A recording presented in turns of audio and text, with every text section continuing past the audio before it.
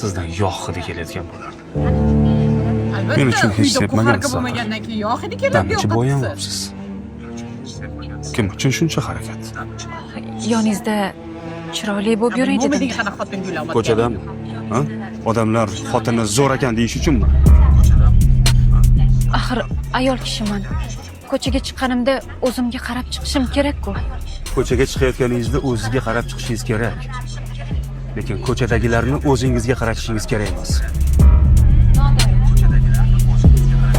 Ko'chaga kiyadigan nechta kiyimingiz bor? Ko'p. Uyga kelgan nechta kiyimingiz bor? Uyda kiyadigan kiyimingiz yo'q. Uyda meni eski futbolkamni kiyib yurasiz. Olib bersang bo'ladi-da, uyga kiyadigan kiyimni. Tushundim.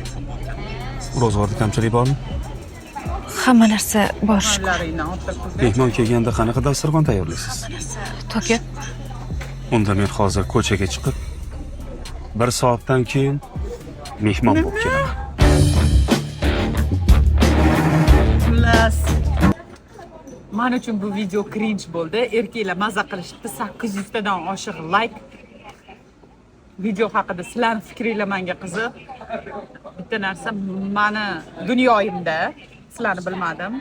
Ayol kishidan yog' hidi kelmasligi uchun u ertalabdan kechgacha faqat o'zi bilan shug'ullanishi kerak. Ertalab bitta tuxum qovurib ko'ring, sizdan yog' hidi gupillab keladi. Dolce Gabbana ham uni bekita olmaydi.